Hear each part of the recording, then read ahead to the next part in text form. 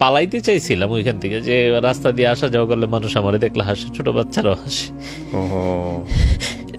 তো বড় ভাই মারে বললো যে ওরে খাওয়া দাওয়া দরকার নেই, ওরে ছাই দিবে।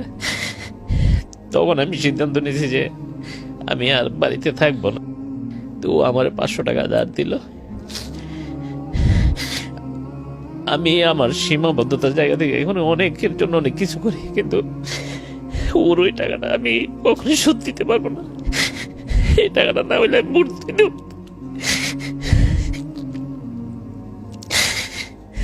এই জন্যই আমরা বলি যে ওনার গল্পের যতটুকু শুনেছি, যে এই জন্য বলা আছে, প্রতিটা ধর্মেই বলে যে উত্তম কথা হচ্ছে ইবাদত, সর্বোত্তম ইবাদত।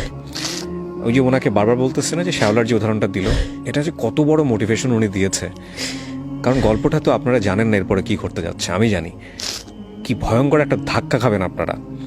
এবং এই যে 500টা টাকা, এটা হয়তো ওনার জন্য কিছুই না, কিন্তু এটা ওনার জীবনটাকে কি করেছে সেটা আপনারা যদি শেষ পর্যন্ত শোনেন তাহলে বুঝতে পারবেন।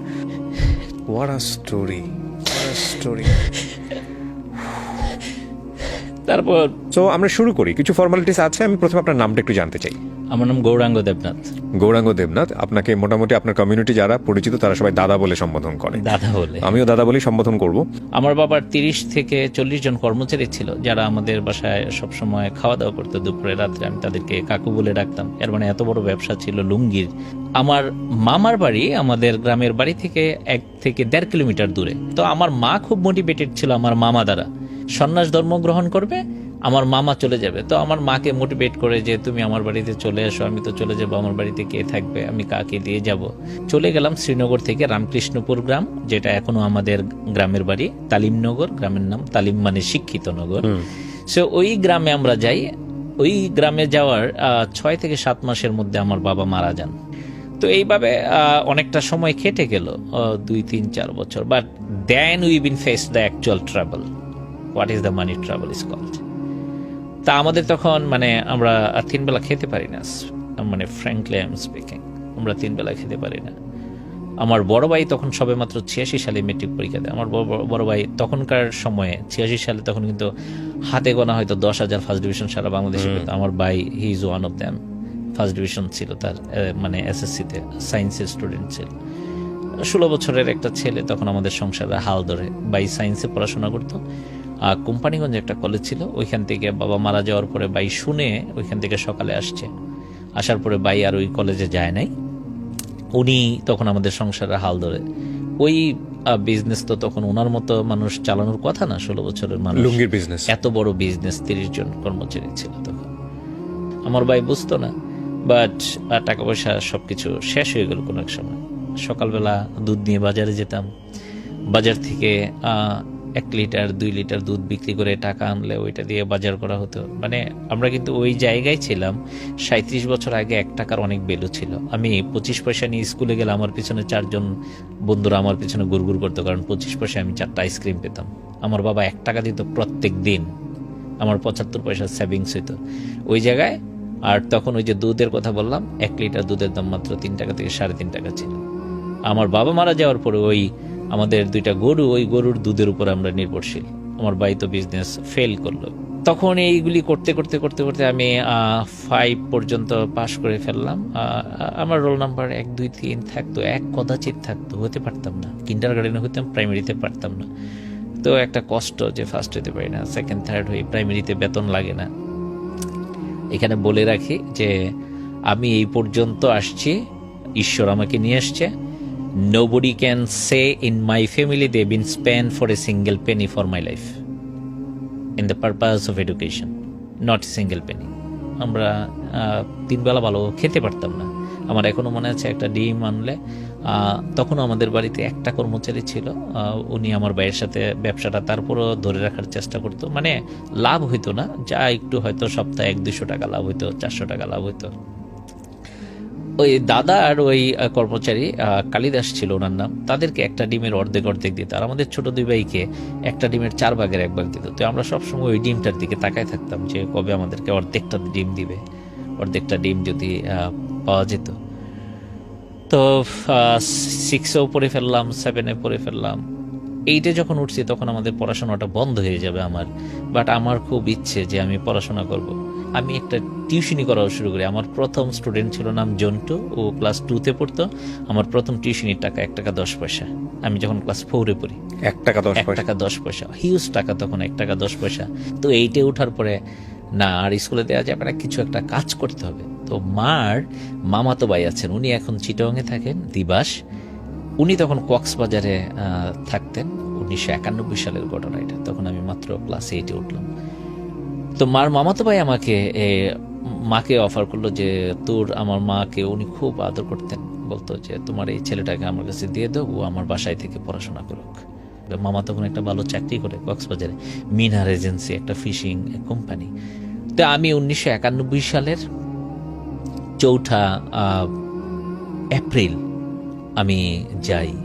সম্ভবত দিনটা বুধবার ছিল। মঙ্গলবারে 3 তারিখে আমাদের এলাকার সবচেয়ে বড় বাজার, বাজারটা আয়তন প্রায় 2 কিলোমিটার এক মাথা থেকে আরেক মাথা।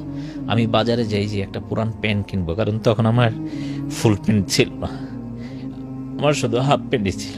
মানে এটা পরে চিটাগাংয়ে যাওয়ার জন্য? হ্যাঁ, যে কক্সবাজার যাবো, লুঙ্গি পরে তো যেতে পারবো না। তো আমি পাইনি।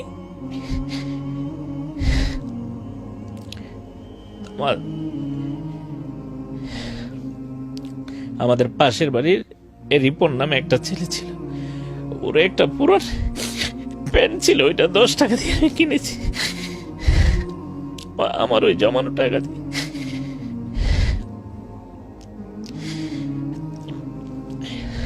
তারপরে ওই পুরান প্যান্টটাই, আমার এই একটাই প্যান্ট আমি নিয়ে যাই কক্সবাজার। তো 91 সালে 29 এপ্রিল সোমবার ছিল, ঘূর্ণিঝড় হয় বাংলাদেশ। তখন তো এত মোবাইল, টেলিফোন, টেলিগ্রাম এগুলি ছিল না। একটা টেলিগ্রাম অফিস ছিল,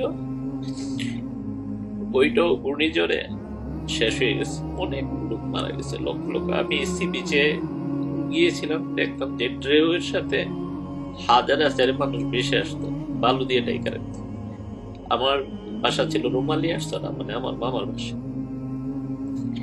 তো এখান থেকে যেতাম, দেখতাম যে কত মানুষ মারা যেত। আমার মা তখন শুধু বিটিভি ছিল, আমার মা পরে এটা বলতো, আমার বলেছে যে টিভির সামনে সারাদিন বসে থাকতো, যে জানে না তো আমি বেঁচে আছি না মরে গেছি। তো এরপরে কোনো এক সময় যখন যোগাযোগ হয়, প্রায় 1.5 মাস পরে গাড়ি চলে, কারণ চিটং থেকে কক্সবাজার সবটা রাস্তা গাছে ব্লক করা ছিল, সব গাছ পড়ে। তারপরে আমার মা বলছে যে না, আমি জায়গায় আমার সাথে থাকবো, এখানে থাকার দরকার নেই। তো এর মাঝে আবার মামার অন্য ভাইদেরকে মামার সাহায্য করতে হয়, মামারও একটু প্রবলেম। তো মামা আমার শর্ত দিল যে তুমি ওই স্কুলে যদি ফার্স্ট হও তাহলে তোমার রাখবো না, তোমার রাখবো না।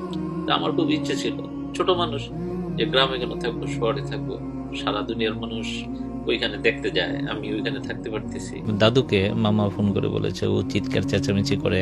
তো আমার মা বলছে দরকার নাই, মানুষ তোমার মন্দ বলে ওইখানে যাওয়ার দরকার নেই। তো পরে আমার মার্কশিটটা মামা এই পাঠাইছে যে আমি ওইখানে ফার্স্ট হয়েছি। এবং ওইখানে একজন স্যার ছিল, মাসুদ স্যার, উনি আমার এত আদর করতো, এবং উনি আমাকে একটা চিঠিও লেখে যে তুমি আর আসো নাই। উনি আমার অঙ্ক পড়াইতো, ইংরেজিও পড়াইতো, মানে আমি অঙ্কে দুর্দান্ত ছিলাম, উনি আমার বোর্ডে আমারে দিয়ে অঙ্ক করাইতো। ওরে বাবা। তো রামকৃষ্ণ স্কুল থেকে আমি 8 থেকে যখন 9-এ উঠি, তখন আমার রোল নাম্বার 8। তো আমার খুব ইচ্ছে যে একবার যদি ফার্স্ট হইতে। আর আমাদের স্কুলটা অনেক ভালো স্কুল, অনেক ভালো, মানে 22টা প্রাইমারি স্কুলের স্টুডেন্টরা এসে ওই স্কুলে পড়তে। আর মানে কোনো একটা প্রাইমারি স্কুলের ফার্স্ট বই স্কুলে মিনিমাম 22 বের হলো। তো আমার খুব ইচ্ছে যদি একবার হইতে পারতাম, একবার হইতে। তা আমি বরাবরই অঙ্কে ভালো ছিলাম। তো ওই হিসেবে 10-এ ঢোকার পরে আমি একটু রিকোয়েস্ট করেছি। সাত্তার স্যার ছিল, বাংলা পড়ায়, আমার এত আদর করতো, সবাই আদর করতো আমার। সন্তোষ স্যার অঙ্ক ইংরেজি পড়াইতো আমারে। তো আমি বললাম যে আমি স্কুলের হোস্টেলে থাকবো। তো হোস্টেলে থাকতে হইলে এই শর্ত মানতে হবে, এইগুলি করা যাবে না, সব এটা কুমিল্লাতে? কুমিল্লাতে, হোমনা, রামকৃষ্ণপুর। রাইট। তো রামকৃষ্ণপুর গ্রাম। তো ওইখানে আমি হোস্টেলে থাকলাম। তো আমার ইচ্ছা যে আমার একবার ফার্স্ট হইতে হবে, টেস্ট হোক, প্রিটেস্ট হোক, যে কোনো সব। পারি নাই। তো এরপর শেষ পর্যন্ত আমি 94 সালে মেট্রিক পরীক্ষা দিলাম। মেট্রিক পরীক্ষায় আমি আমার স্কুলে ফার্স্ট হয়েছি। স্কুল থেকে? স্কুল থেকে, আমার স্কুল থেকে আমি 798 পাইলাম। আচ্ছা, তখন তো স্টার মার্কস। তখন আমি 5টা লেটার সহ আমি সায়েন্স থেকে? সায়েন্স থেকে। আচ্ছা, 5টা লেটার মার্কস। তো সায়েন্স থেকে কেন হইলাম, এটার পিছনের হইলো যে আমার বড় ভাই যে ডাক্তার হতে পারে নাই, উনার ইচ্ছা যে আমার ডাক্তার বানাবে। তো এরপরে সিদ্ধান্তটা হয়তো এক সেন্সে ভালো হয়েছে, আরেক সেন্সে খারাপ হয়েছে। আমি আবার গ্রাম থেকে আসতে চাই না এইবার। আমার first boy 7, second boy, first boy ছিল 9 পর্যন্ত ছিল তফাজ্জল, আর 10-এ উঠা মহসিন হইল। মহসিন এখন চাকরি করে ডক্টর মুশারফ হোসেন কলেজে ফিজিক্সের টিচার। সে পরে জাহাঙ্গীরনগর ইউনিভার্সিটিতে পড়াশোনা করেছে। আর তফাজ্জল অ্যাকচুয়ালি কিছুই করতে পারে নাই। আমি সবসময় বলতাম তফাজ্জলের he is the ship of English. ও যখন ক্লাস 6-7-এ পড়ে দুর্দান্ত ইংলিশ বলতাম। এটা একটা অদ্ভুত জিনিস, মানে সৃষ্টিকর্তার একটা খেলা। আমি জানি না, এটা আপনি বলছেন তো আমার সাথে অনেক কিছু মিলে যাচ্ছে। আমি আমার স্কুল জীবনে যাকে ফার্স্ট বয় পেয়েছি সে জীবনে কিছুই করতে পারে নাই। হ্যাঁ, এবং এমন হয়েছে যে কলেজ জীবনে সে ব্যাক বেঞ্চার ছিল, কিন্তু ঢাকা ইউনিভার্সিটিতে সে দুর্দান্ত সাবজেক্টে পড়াশোনা করেছে। এগুলো কিন্তু মানে ভয়ঙ্কর রকম ভাবে কিছু না কিছু মোমেন্ট পুরো লাইফটাকে চেঞ্জ করে দেয়। রাইট, বলেন তারপর। তো এরপরে ওই পরে আমি গ্রাম থেকে আসবো না, কিন্তু আমার বড় ভাই বলছে গ্রামে থাকলে তুমি খারাপ হয়ে যাবা। আর আমার বড় ভাই আমাদেরকে পড়াইতো, আমরা ছোট দুই ভাইকে পড়াইতো। প্রত্যেক বৃহস্পতিবারে বিকালে পরীক্ষা নিত আমাদের। তো পরীক্ষা নিত কি বলতাম যে আমরা কি পড়বো, কিসের, তো বলতো যে বইয়ের এই 10 পৃষ্ঠা থেকে 20 পৃষ্ঠা বা 20 থেকে 30 পৃষ্ঠা কালো লেখা যেগুলি, এগুলি সিলেবাস। তো বইয়ের মধ্যে সবই তো কালো লেখা, এর মানে কোনো ধরাবাধা কোনো প্রশ্ন নাই, সব পড়তে হবে। তো এরপর আমার লেখা তখন একবারে বিশ্রী ছিল, আমি পড়তে পারতাম না। তো শুক্রবারে সকালে আবার খাতা দেখবে, তো আমার বলতো রিডিং পড়ো, রিডিং পড়লে নাম্বার দিব, কিন্তু আমি রিডিং পড়তে পারতাম না। আচ্ছা, মানে মন ছিল, আমার লেখা এত খারাপ ছিল। এটা কিন্তু 4, 5, 6 এর গল্প বলছি। তা আমি যখন ক্লাস 8 পড়ি, চিটং কক্সবাজার যখন ছিলাম, ওইখানে এক ভাইয়া ছিল আনিস ভাই চিটং মেডিকেলে পড়তো। তো একবার গেল বাড়িতে, যে বাড়িতে ভাড়া থাকতাম, বলছে এইগুলি কি লেখো, কাওয়ারসো বগারসো, এগুলি কিছু হইলো, লেখা সুন্দর করে। আমি বলছি কিভাবে সুন্দর করবো, এত বছর চেষ্টা করে পারি না। বলছে আজকে যাবা, স্কুল থেকে আসার সময় সবগুলি সাইনবোর্ড দেখে আসবা, আইসা চোখ বন্ধ করে 5 মিনিট চিন্তা করবা কোন জায়গায় কোন সাইনবোর্ড ছিল, এরপরে ওই অক্ষরগুলির মতো লেখার চেষ্টা করবা। And believe it, I have change my handwriting within 7 days। এখন আমার লেখা অনেক সুন্দর, আমারটা নিজেরটাই নিজে বলছি, অনেক সুন্দর। ঠিক আছে। দাদা 92 সালে শহরে চলে আসে, আমি তো 94 মেট্রিক দিই। চলে আসলাম শহরে, শনি রাখড়ায় থাকি। তখন ঢাকা কলেজে ভর্তি পরীক্ষার ফর্ম কিনতে হলে 800 মার্কস লাগবে। আমি ফর্ম কিনতে পারলাম, নর্ডেমে আমি চান্স পাইনি। আচ্ছা, নর্ডেমে চান্স পাইনি। আর ঢাকা কলেজে আমি ফর্মই কিনতে পারিনি, 800 মার্কস লাগতো তখন ঢাকা কলেজে ফর্ম কিনতে। তো এরপরে আমার দাদা ঢাকা ছাড়া আমার পড়াবে, বলছে তুমি পড়তে হলে ঢাকাই পড়তে হবে আমার সামনে থেকে। ঠিক আছে, তো আমি ভর্তি হলাম কি সরকারি কলেজে ভর্তি করাইলাম, কারণ বেসরকারি কলেজে পড়াইতে পারবে। ঠিক আছে, এত টাকা দিয়ে। দাদা তখন মানে 1000-3 টাকা বেতন পেত। ঢাকা কলেজের ফর্ম কিনতে পারি নাই। তারপরে 2 দিন গিয়েছি, যারা ছিল ওইখানে ফর্ম বিক্রি করে, বলছি ভাই 2 নাম্বার কম, একটা ফর্ম দেন, চান্স পাইলেই তো ভর্তি করাবেন না। তো বলছে আমি গ্রামের, যেহেতু এত শহরের রুলস রেগুলেশন বুঝি, তারপরে ওই যে বিচারমানি তালগাছটা আমার যদি একটু সুযোগ দেয়। তা আমি 2 দিন গিয়েছি পরপর, ভাই একটা ফর্ম। বলছে ফর্মটা নিয়ে তো আপনি পরীক্ষা দিলে আপনি যদি ফার্স্ট হন এখানে আপনার ভর্তি করা হবে না, কারণ আপনি তো ডিসকুয়ালিফাইড, আপনার ওই নাম্বারটাই নাই। তো যাই হোক, পরে আমি ওই শনির একটা দাদা থাকতো ওইখানে, দাদার সাথে থাকলাম, ওইখানে ভর্তি করাইলো আমাকে সোহরাওয়ার্দী কলেজ, পুরান ঢাকার শহীদ সোহরাওয়ার্দী কলেজ, লক্ষ্মীবাজার। তা আমার দাদা আমাকে 2 টাকা দিত। 2 টাকা মানে 1 টাকা আসার সময় শনি একটা থেকে যাত্রাবাড়ি, আর যাত্রাবাড়ি থেকে হেঁটে আসতাম আমি লক্ষ্মীবাজার। আবার যাওয়ার সময় লক্ষ্মীবাজার থেকে যাত্রাবাড়ি হেঁটে, এরপরে 1 টাকা দিয়ে শনির একটা 12 নম্বর বাসে আসা যাওয়া করতাম। তো দাদাকে অনেক রিকোয়েস্ট করলাম যে এখানে তো আমি কিছু কুলাতে পারছি না, ক্লাস হয় না, এখানে সরকারি কলেজ, আর তখন মারামারি হইতো সরকারি কলেজে, মারামারি হইতো, ক্লাস হয় না, আমরা গ্রামে ট্রান্সফার করে দেন, আমি ওইখানে চলে যাব। বলছে না, এখানে সব ছাত্ররা পড়াশোনা করে ভালো করে। তো যখন উপায়ন্তর না দেখি, তো আমি বলছি একটা মানে নিজে একটা বুদ্ধি বের করলাম, যে বলি সব প্রাইভেট পড়তে হবে, তাহলে তো আর পড়াইতে পারবে না, আমি জানি যে পড়ানো সম্ভব না। তো বলছে যে ঠিক আছে, সবগুলি 1 মাস করে প্রাইভেট করে সব শেষ করতে হবে। তো আমি বলছি তো ঢাকা শহরে কেউ পড়ায় না, সারা বছর প্রাইভেট পড়াইতে হয়। বলছে তুমি 1 মাস করে পড়লে পড়ানো দেবে না। তো পড়লে পরে কি সবাই যেখানে 250 টাকা 300 টাকা মাস, উনি আমার বললো যে খুঁজে বের করো সবচেয়ে কমে কে পড়ায়। তুই বের করলাম, একজনে 150 টাকা দিয়ে পড়ায়।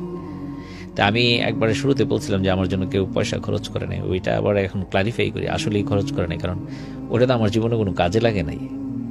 তাই ওনারে গিয়ে রিকোয়েস্ট করলাম, স্যার আমি 150 টাকা দিব, উনি হিন্দু ভদ্রলোক ছিল, আমার আপনি একটু কষ্ট করে একটু বেশি পড়াই দিন, 1 মাসের চেয়ে একটু বেশি, 1 মাসের চেয়ে।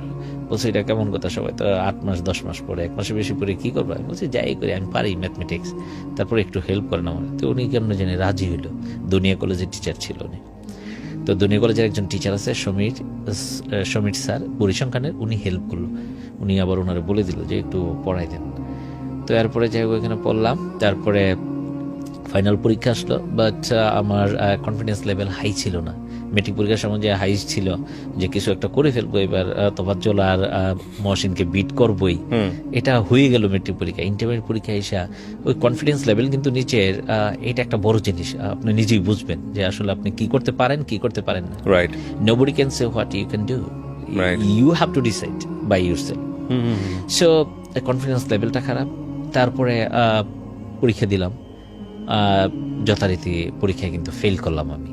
কত সালে পরীক্ষা দিলেন? এটা 1996 সালে ইন্টারমিডিয়েট পরীক্ষা, এবং আপনি যদি ইতিহাস ঘাটেন এটা কিন্তু একটা ডিজাস্টার ছিল। 96 সালে সবচেয়ে বেশি পাস করছিল ঢাকা বোর্ডে, এটা হলো 24%, 24%, it was the highest percentage all over the country.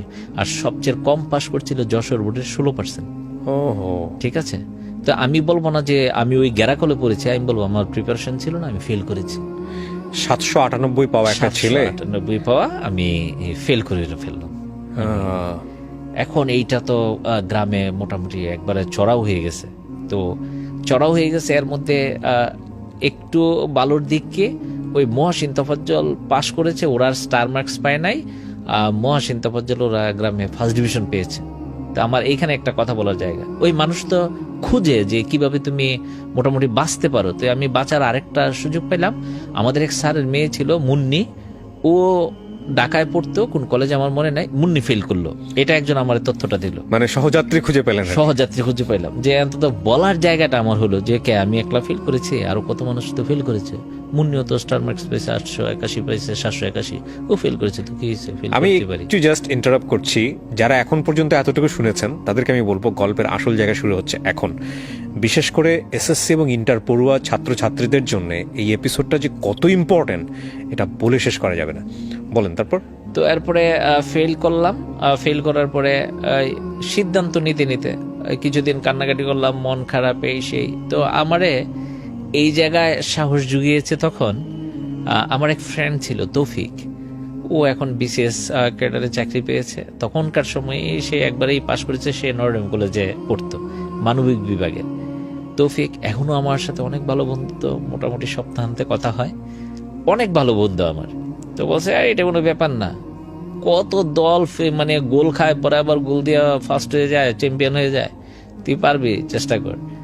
তো দ্বিতীয়বার পরীক্ষা দেওয়ার সাহস তৈরি করলাম যে পরীক্ষাটা দেই, কিন্তু মাথা থেকে এটা যায় না। মজার বিষয় কি জানেন আমি কিসে ফেল করেছি? আমি ম্যাথে ফেল করেছি, ম্যাথমেটিক্স। যে ম্যাথে আপনি এত ভালো, ম্যাথমেটিক্স বই নিয়ে এইভাবে পুরো রইলাম যে ম্যাথে আমি ফেল করলাম। নাম্বার তো তখন দেখা যেত কিসে ফেল করে। এবার দ্বিতীয়বার পরীক্ষা দিলাম 1997 সালে।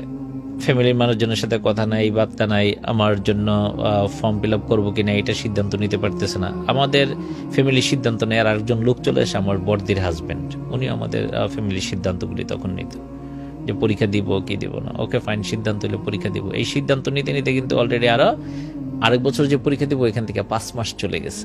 তাহলে আমার হাতে আছে আর মনে করেন 6.5 মাস। তো এই সময়টাতে ডিসিশন কি হচ্ছিল, মানে পরীক্ষা দিবে অথবা কাজে কর্মে লেগে যাবে? কিছু একটা করবে, ওরে দিয়ে আর পড়াশোনা হবে না। আর আমি ভয়ে গ্রামে চলে গেছি, আমার ভাইয়ের সামনে আর থাকবো না, আমি গ্রামে চলে গেছি। ভয় মানে?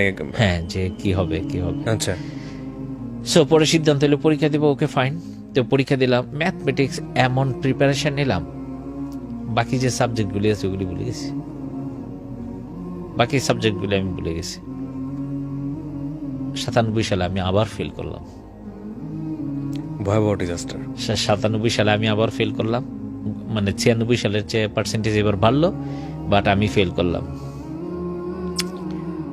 আমি সোহরাওয়ার্দী কলেজ থেকে আমি হেঁটেই গেছি, আমার মনে আছে এখনো, 6টার দিকে আমি রেজাল্টটা পাইলাম। আমি 9:30টার দিকে শনি রাখতে গেছি, আমি হাঁটতে পারতেছিলাম না। যে আমার রোল নাম্বারটা ওইখানে নাই।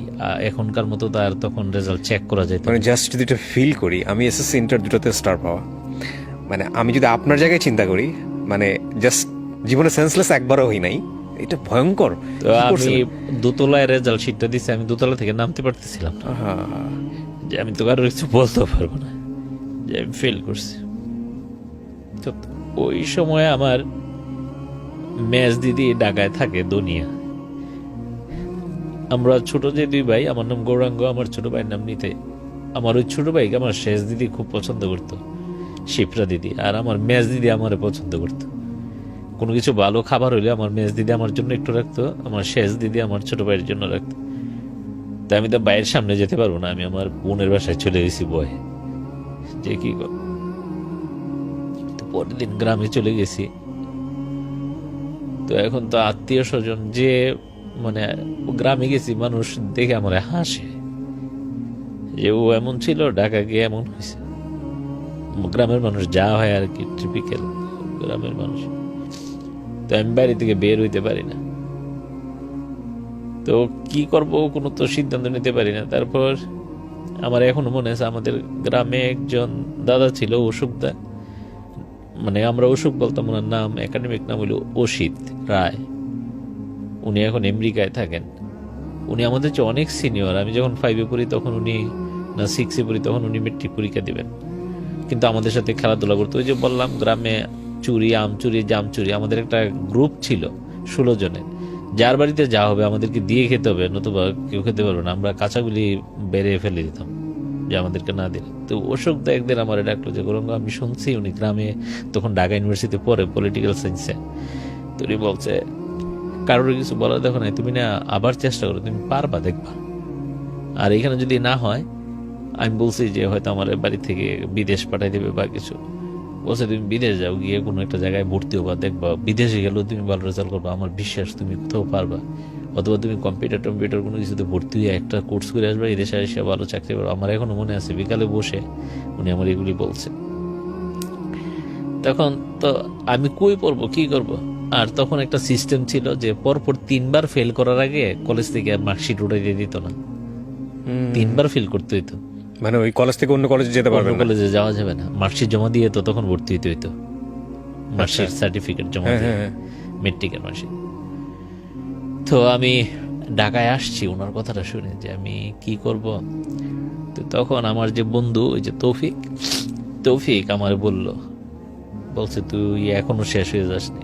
তৌফিক আমারে তখন বললো যে গৌরাঙ্গ, তোর অবস্থাটা এখন নদীতে একটা মনে কর খড়কুটা পড়ছে, ওই খড়কুটাটা ঢেউয়ে শুধু বাসতেছে। এটা 1 সপ্তাহ পরে এটার মধ্যে একটু শ্যাওলা জন্মাবে, তারপরে এই শ্যাওলাটা আর একটু বড় হবে, তারপরে এটার সাথে একটা কচুরিপানা আটকে যাবে, এরপরে এই কচুরিপানা অনেক বাচ্চা দিবে, অনেক বেশি কচুরিপানা হবে, তারপরে এটা বিরাট প্রবল আকার ধারণ করবে। তখন ওই ঢেউ আর স্রোত আইসা ওইখান থেকে আটকায় আবার বিপরীত দিকে চলে যাবে।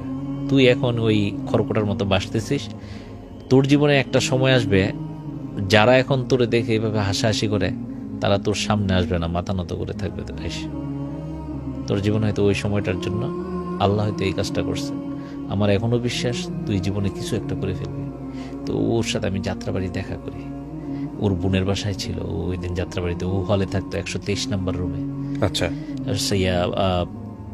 মানে বিজনেস ফ্যাকাল্টির একবারে সামনে, হতবম্ব হয়ে গেছি, মানে একবারে কমন হল, যেটা সূর্য সেন হলের 123 নম্বর রুম, একবারে লিফটের পাশের রুমটা থাকতো। তো আর পরে আমি চিন্তা করলাম যে না, আমি যেইভাবে পারি আবার নতুন করে আমি শুরু করব।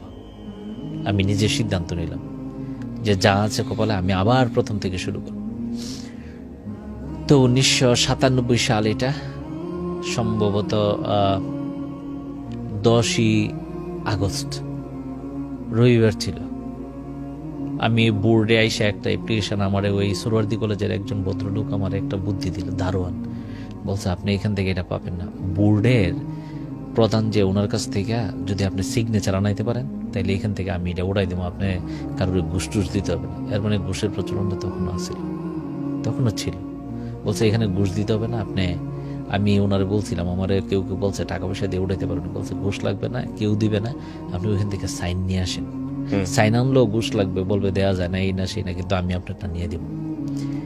তা আমি রবিবারে গেলাম, প্রচণ্ড বৃষ্টি ছিল ওই দিন। আমি 8:45 দিকে গেছি, 9টায় খুলবে শিক্ষা বোর্ড। তো আমার অনেকজন কি ভাই কারে জানায়, বলছি না এমনি আসছি, আমার একটু দরকার আছে। হাতে ওই কাগজটা, কোনো ফাইল টাইল নেই, শুধু কাগজটা মানে অ্যাপ্লিকেশনটা। তো দাঁড়াইছিলাম, খোঁজ নিলাম যে উনি মানে কর্তা ব্যক্তি। তো ওনার রুমের সামনে গেছি, বললাম যে স্যার এমন এমন আমি গ্রামের ছেলে, আমি পরপর 2বার ফেল করছি, কয়েকবার চেষ্টা করে একবার ফেল করার এরপরে তো এমনি পেয়ে যাবে। তো উনি আমার প্রথমে এটা বললো, এটা 9:15 দিকের ঘটনা। তো ওনারা আমি বললাম যে এমন এমন আমি গ্রাম থেকে এসেছি, এখানে কোপ আপ করতে পারি না, আমরা যদি একটু হেল্প করেন, আমার মার্কশিটটা ওঠানোর অনুমতি দিলে আমি আবার গ্রামে চলে যাব। তো বলছে এইভাবে দেওয়ার তো নিয়ম নাই, 3বার ফেল করতে হয়, তুমি আরেকবার কষ্ট করে পরীক্ষাতেও যদি ফেল করো তাহলে তো এমনি পেয়ে যাবে, আর পাশ করলে তো করলাই। তাই আমি বলছি না, আমার মার্কশিটটা দেন, আমি গ্রামে চলে যাবো, এখানে আমার থাকার জায়গা নেই, কিছু নাই। বলছে না, দেওয়া যাবে না। তো এটা 9:30 দিকের ঘটনা। আমি বাইরে দাঁড়াইছিলাম, ওই দিন প্রচণ্ড বৃষ্টি হয় রবিবার। তারপরে সারাটা দিন দাঁড়াইছে, এর মধ্যে ওনার কাছে অনেকেই তো আসছে সারাদিন, দেখি অনেকজন যাচ্ছে, কথা বলতেছে, কিন্তু ওই বাইরের দারোয়ানের বলে রাখছে যে আমার যেন আর পারমিশন না দেয় ঢোকার জন্য। তো 11টার দিকে 11:30 দিকে একজন ভদ্রলোক, উনি আরও উপরে, উনি 3 তলায় অফিসটা ছিল আমার মনে আছে, উনি হয়তো 5-6 তলায় বা কোথাও বসে, উনি দেখে গেছে, বলছে তুমি দাঁড়ায় আছো, আমি তো সকালে দিয়ে গেছি, এখানে দাঁড়ায় আছো কার জন্য? আমি বলছি ওনার সাথে কথা বলছে, কথা বলো না। আমি বলছি আর একটু কথা বলা দরকার ছিল, কিন্তু আমি পারমিশন পাচ্ছি না। তো উনি হয়তো বস, এই জন্য হয়তো কিছু বলতে পারে নাই, বা কাজে আসছে, বা পরিচিত হইতে পারে, বস পরিচিত। তারপর উনি কিছু বলে নাই। তো বিকাল, আমার এখনো মনে আছে সব কিছু, 4:30টার দিকে ওই ভদ্রলোক আবার নামছে, দেখে যে আমি যে জায়গায় দাঁড়াইছিলাম ওইখানে বসে আছি, পাগুলি নিচে দিয়ে, কাগজটা হাতে নিয়ে। তো বলছে তুমি কিসের জন্য আসলে? আমি বলছি আমি 2বার ফেল করেছি, আমার এই মার্কশিটগুলি যদি অনুমতি দেয়, ওনারা ছাড়া নাকি কেউ দিতে পারবে না, তো অনুমতি দিলে আমি এগুলি নিয়ে গ্রামে ভর্তি হবো, আমি পড়াশোনা করতে চাই। তো উনি আমার সাথে 2-3 মিনিট কথা বলেছে, কিভাবে ফেল করলা, কি এত ভালো রেজাল্ট করে কেন ফেল করলা। তো আমি আমার সীমাবদ্ধতা বলেছি যে আমি প্রাইভেট পড়তে পারি নাই, বা কনসেন্ট্রেট করতে পারি নাই সামহাও। তো এরপরে উনি ভিতরে নিয়ে গেছে আমারে, নিয়ে বলছে যে ওরে একটু অনুমতি দিয়ে দেন। বলছে ওরে অনুমতি দিলে তো আমার চাকরি চলে যাবে। বলছে আপনি তো মানুষের চাকরি দেন, আপনার চাকরি চলে যাবে। তো বলছে ওই ছেলে দাও, কাগজটা দাও। তো কাগজটা দিছে, দেওয়ার পর উনি সাইন করলো। আমি ওনারে প্রথমে সালাম করলাম, আর যে নিয়ে গেছে ওনারে সালাম করলাম। তো যে নিয়ে গেছে উনি আমার জড়াই ধরে বলছে যে তুমি দেখবা অনেক ভালো কিছু করবে। তো ওই দিন বিকাল হয়ে গেছে, আমি মার্কশিটটা উঠাইতে পারি নাই, কলেজে গেছি, কলেজ বন্ধ হয়ে গেছে। তো পরের দিন 11 তারিখ আমি গেলাম, গিয়ে মার্কশিটটা উঠাইছি, উঠাইয়া কলেজে গেছি। কলেজে যাওয়ার পরে 625 টাকা লাগবে, তো আমার কাছে তো টাকা নাই, ভর্তি হবে। তখন ভাবলাম যে এগুলি উঠাইলাম তো ভর্তি হতে পারবো না। তো আমার কাছে 140 টাকার মতো ছিল। তো আমার এক বন্ধু ছিল নাদিম, ও এখন বিদেশ থাকে। তো ওরা এসে বললাম, ও বলছে আমি তোর টাকাটা দিব, তুই ভর্তি হ। ও ফেল করছে 2বার, বাট ওর বাবার অনেক প্রভাব প্রতিপত্তি আছে। ও বলছে তুই ভর্তি হ। আমি সোহরাওয়ার্দীতে পড়তাম, সরকারি কলেজে মার্কশিট রাখতো, কিন্তু তেজগাঁ কলেজে মার্কশিট রাখতো না। ও তেজগাঁ কলেজে পড়তো, ওর কাছে মার্কশিট ছিল, ও আগেই ভর্তি হয়ে গেছে। তো ও আমার 500 টাকা ধার দিল। আমি আমার সীমাবদ্ধতার জায়গা থেকে এখন অনেকের জন্য অনেক কিছু করি, কিন্তু ওর ওই টাকাটা আমি কখনোই শোধ দিতে পারবো না। এই টাকাটা না হইলে আমি ভর্তি দেব।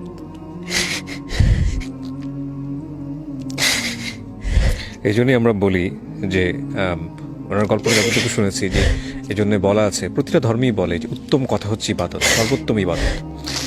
ওই যে ওনাকে বারবার বলতেছে না যে শ্যাওলার যে উদাহরণটা দিল, এটা যে কত বড় মোটিভেশন উনি দিয়েছে। কারণ গল্পটা তো আপনারা জানেন না এরপরে কি করতে যাচ্ছে, আমি জানি কি ভয়ঙ্কর একটা ধাক্কা খাবেন আপনারা। এবং এই যে 500টা টাকা, এটা হয়তো ওনার জন্য কিছুই না, কিন্তু এটা ওনার জীবনটাকে কি করেছে সেটা আপনারা যদি শেষ পর্যন্ত শোনেন তাহলে বুঝতে পারবেন। জি, আমরা শুনি তারপরে কি হলো।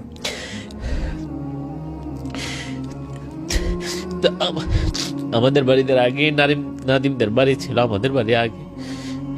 তো আমি ওই কলেজে ভর্তি হয়েছি, কাউকে বলতে পারতাম না গ্রামের মানুষের, কারণ গ্রামের মানুষ শুনলে আবার বলবে যে 2বার ফেল করে এসে এখন আবার গ্রামের কলেজে ভর্তি হয়েছে। তখন ওই কলেজটা ছিল একবার নতুন কলেজ, অধ্যাপক আব্দুল মজিদ কলেজ। তখন পর্যন্ত কেউ পরীক্ষা দেয় নাই। 97-এ প্রথম পরীক্ষা দিয়েছে ওইখান থেকে। আমি ভর্তি হওয়ার আরো কয়েকদিন পরে তারপরে ওই কলেজ থেকে ভালো রেজাল্ট করবে এটা শুনতাম। তো এরপরে কলেজ থেকে স্ট্যান্ড করলো প্রথম বেচি, অনেকজন স্ট্যান্ড করলো, 10 জনের উপরে। কমার্স থেকেও স্ট্যান্ড করলো। তো এরপরে আমার যে ছোট ভাই, বলেছিলাম যে ছোট ভাই, ও তখন তো ওই আমার বন্ধুরা যারা তফাজ্জল মহসিন যে কলেজে পড়তো, রামচন্দ্রপুর ছিলাম আমি, আর ওইটা হলো রামকৃষ্ণপুর কলেজ, 2টার দূরত্ব 2 কিলোমিটার।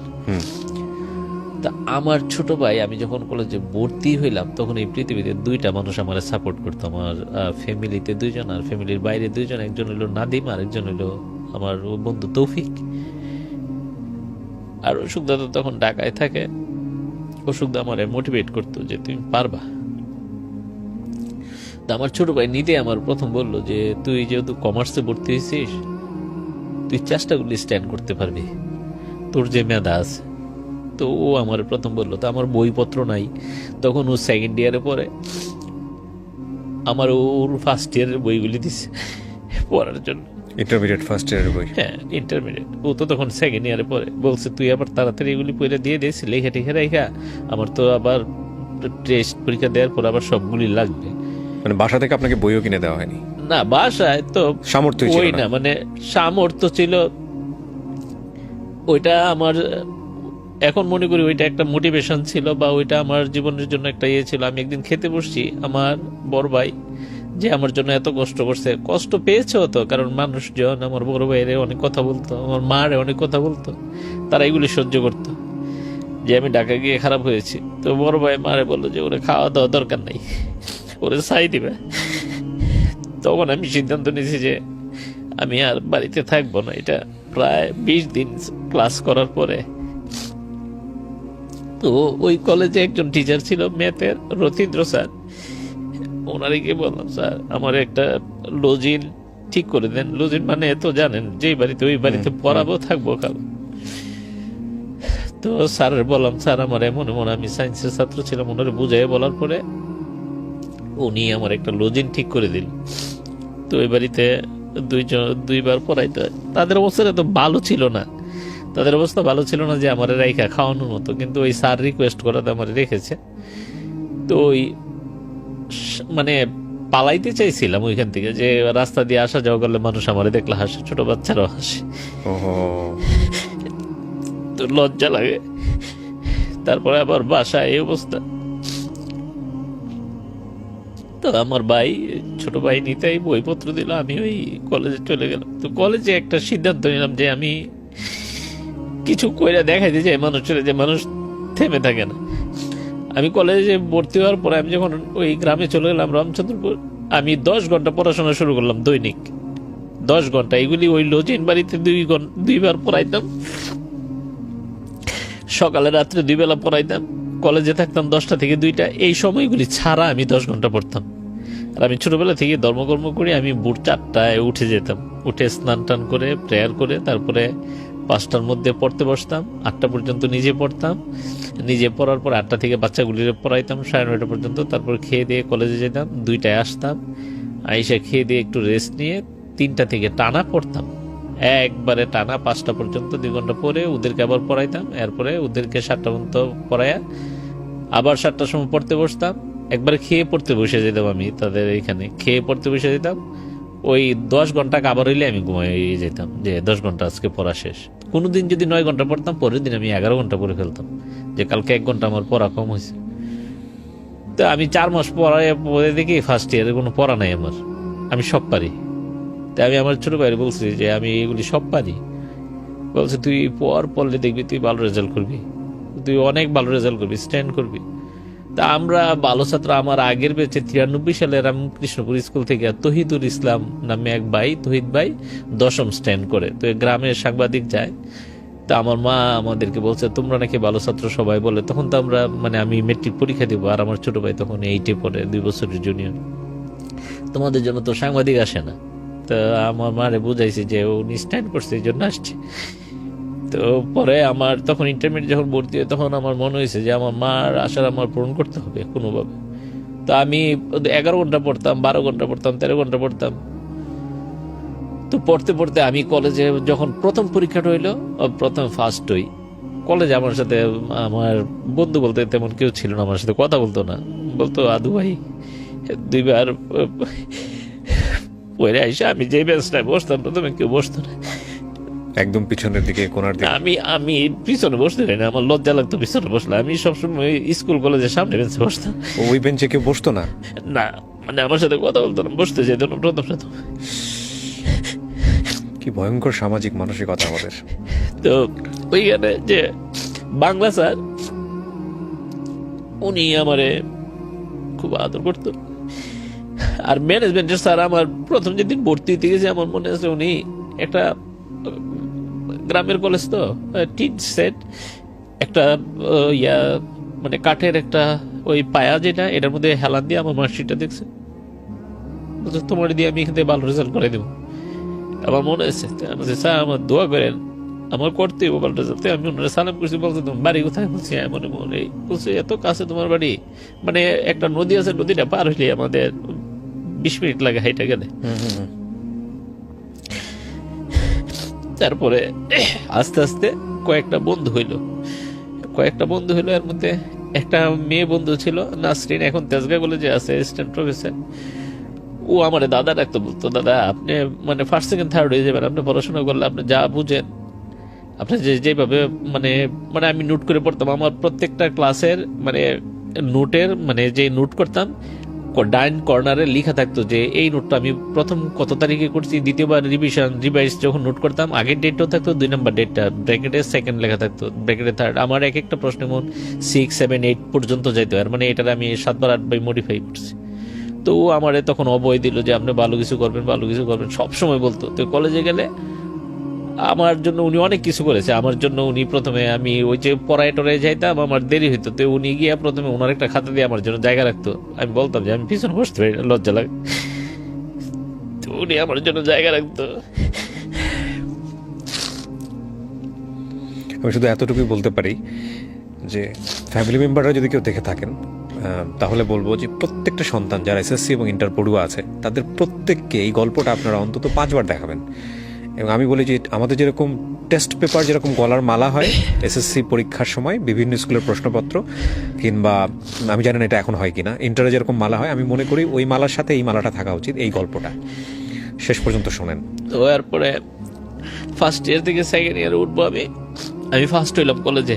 আচ্ছা, কলেজে ফার্স্ট হইলাম, তখন আমার অনেক বন্ধু বান্ধব হয়ে গেছে।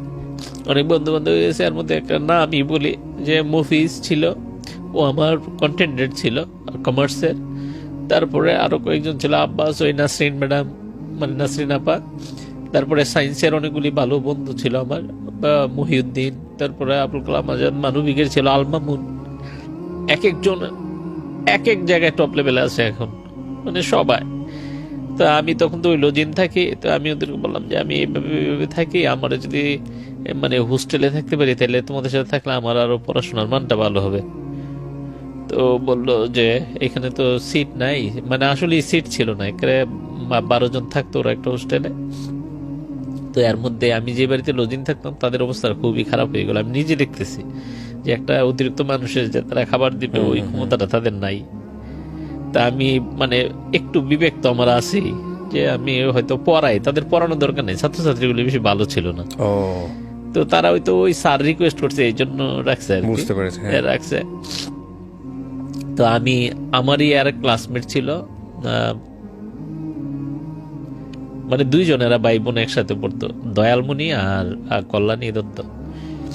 তো দয়ালমণি আমার বললো যে গৌরাঙ্গ তোর এত প্রবলেম, ওরা আবার প্রভাব প্রতিপত্তি, ওদের নিচে একটা ফার্মেসি আছে, 2 তলায় ওদের ফ্যামিলি থাকে, আর 3 তলায় দয়ালমণি থাকে। বলছে তুই আমার, ওর ছোট একটা বোন আছে অলকা, বলছে তুই অলকারে পড়াইস, আমাদের বাড়িতে তুই খাওয়া দাওয়া করিস, আমার সাথে থাকিস, তাহলে আমার পড়াশোনা হবে।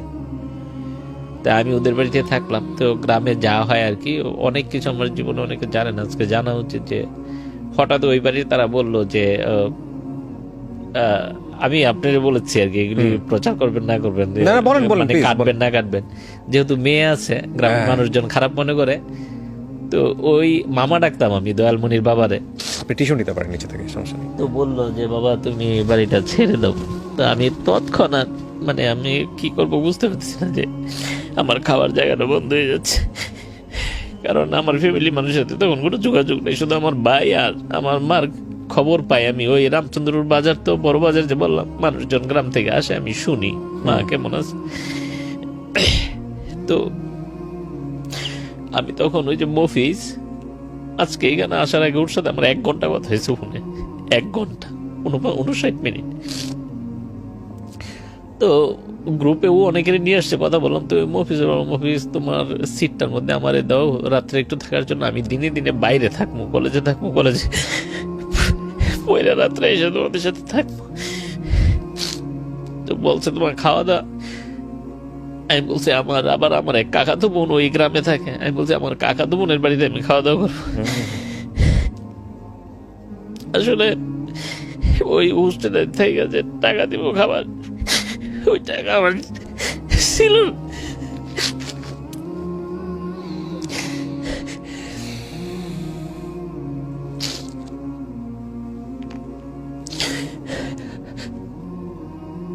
Take your time sir, no problem. তারপরে আমি ওই আমার বাংলা স্যার শাহ আলম স্যার বললাম, স্যার আমার খুব কষ্ট হয়। তো আমার ওই বোনের বাড়িতে 1 দিন 2 দিন পরে যাইতাম, গিয়ে একবেলা খাইতাম, ওই আমি 2 দিন থাকতাম।